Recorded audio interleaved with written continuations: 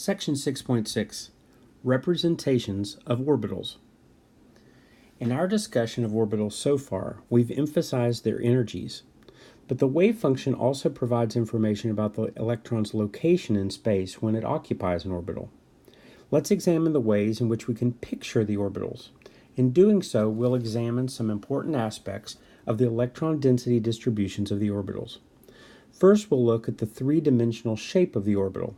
Is it spherical, for example, or does it have directionality? Second, we'll examine how the probability density changes as we move on a straight line farther and farther from the nucleus. Finally, we'll look at the typical three-dimensional sketches that chemists use in describing the orbitals. Section 1. The S orbitals. One representation of the lowest energy orbital of the hydrogen atom is the 1s, is shown in Figure 617. This type of drawing, which shows the distribution of electron density around the nucleus, is one of the several ways we use to help visualize orbitals. The first thing we notice about the electron density for the 1s orbital is that it's spherically symmetric. In other words, the electron density at any given distance from the nucleus is the same, regardless of the direction in which we proceed from the nucleus. All of the other s orbitals, 2s, 3s, 4s, and so forth, are spherically symmetric as well. Recall that the L quantum number for the s orbital is 0. Therefore, the m1 quantum number must be 0. Therefore, for each value of n, there's only one s orbital. So what is different about the s orbitals having different n quantum numbers? For example, how does the electron density distribution of the hydrogen atom change when the electron is excited from the 1s orbital to the 2s orbital? To address questions like this, we must look at the radial probability density, that is, the probability that we'll find an electron at a specific distance from the nucleus. In Figure 619, we've plotted the radial probability density for the 1s orbital as a function of r, the distance from the nucleus. The resulting curve is the radial probability function for the 1s orbital. Radial probability functions are described more fully in a closer look box in this section. We see that the probability of finding the electron rises rapidly as we move from the nucleus, maximizing at a distance of 0.529 angstroms from the nucleus, and then it falls off rapidly. Thus, when the electron occupies the 1s orbital, it's most likely to be found at 0.529 angstroms from the nucleus. We still use the probabilistic description consistent with the uncertainty principle. Notice also that the probability of finding an electron at a distance greater than 3 angstroms from the nucleus is essentially 0. Figure 619b shows the radial probability distance function for the 2s orbital of the hydrogen atom. We see three significant differences between the plot for that of the 1s orbital. There are two separate maxima of the radial probability function for the 2s orbital, namely a small peak at radius equals half an angstrom and much larger peak at radius equals 3 angstroms. Between these two peaks is a point at which the function goes to 0 at about 1 angstrom. An intermediate point at which the probable function goes to 0 is called a node.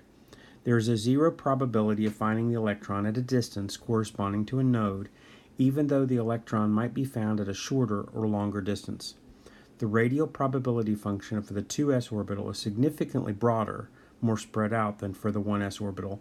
Thus, for the 2s orbital, there is a larger range of distances from the nucleus at which there's a high probability of finding the electron than for the 1s orbital. The trend continues for the 3s orbital as shown in Figure 619.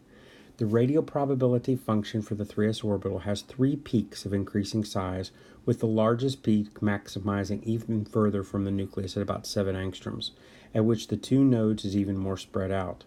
The radial probability functions in Figure 619 tells us that as n increases, there's also an increase in the most likely distance from the nucleus to find the electron. In other words, the size of the orbital increases with increasing n, just as it did in the Bohr model. One widely used method of representing orbitals is to display a boundary surface that encloses some substantial portion, say 90% of the total electron density for the orbital. For the s orbitals, these contour representatives are spheres.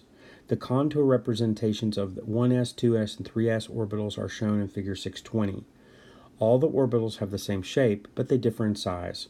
Although the details of how the electron density varies within the contour representations are lost in these representations, this is not a serious disadvantage. For more qualitative discussions, the most important features of the orbitals are their relative sizes and their shapes, which are adequately displayed by contour representations. Topic 2. The P orbitals. The distribution of electron density for a 2p orbital is shown in figure 6.22a. As we can see in this figure, the electron density is not distributed in a spherically symmetric fashion as the S orbital. Instead, the electron density is concentrated in two regions either side of the nucleus, separated by a node at the nucleus. We say that this dumbbell-shaped orbital has two lobes. Recall that we are making no statement of how an electron is moving within the orbital. The only thing figure 622 portrays is the averaged distribution of the electron density in a 2p orbital. Beginning with the n equals 2 shell, each shell has 3 p orbitals. Recall that the L quantum number for p orbital is 1. Therefore, the magnetic quantum number M1 can have 3 possible values, -1, 0, and +1. Thus, there are 3 2p orbitals, 3 3p orbitals, and so forth, corresponding to the 3 possible values of M1. Each set of p orbitals has a dumbbell shape shown in figure 622 for the 2p orbitals. For each value of n, there are 3 orbitals that have the same size and shape but differ from one another in spatial orientation. We usually represent p orbitals by drawing the shape and orientation of their wave functions, as shown in figure 622b. It's convenient to label these as p sub x, p sub y, and p sub z orbitals. The letter subscript indicates the Cartesian axis along which the orbital is oriented. Like S orbitals, p orbitals increase in size as we move from 2p to 3p to 4p and so forth. Section 3. The D and F orbitals.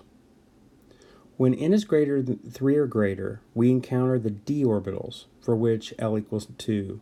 There are 5 3d orbitals, 5 4d orbitals, and so forth, because each shell there are 5 possible values for the M1 quantum number, -2, -1, 0, 1, and 2. The different d orbitals are given shells have different shapes and orientations in space, as shown in figure 624. 4 of the d orbital contour representatives have a 4-leaf clover shape, and each lies primarily in a plane. The dxy, dxz, and dyz lie in the xy, xz, and yz planes, respectively, with the lobes oriented between the axes. The lobes of the d x squared minus y squared orbital also lie in the xy plane, but the lobes lie along the x and y axes. The d squared orbital looks very different from the other 4. It has 2 lobes along the z-axis and a donut in the xy plane. Even though the dz squared orbital looks different from the other d orbitals, it has the same energy as the other 4 d orbitals. The representations in figure 624 are commonly used for the d orbitals regardless of the principal quantum number. When n is 4 or greater, there are 7 equivalent f orbitals, for which L equals 3, and the shapes of the f orbitals are even more complicated than those of the d orbitals and are not represented here. You will see in the next section, however, you must be aware of the f orbitals as we consider the electronic structure of atoms in the lower part of the periodic table. In many instances later in the text, you will find that knowing the number and the shapes of atomic orbitals will help you understand chemistry at the molecular level. You will there find it useful to memorize the shapes of the orbitals shown in figures 620, 23, and 24.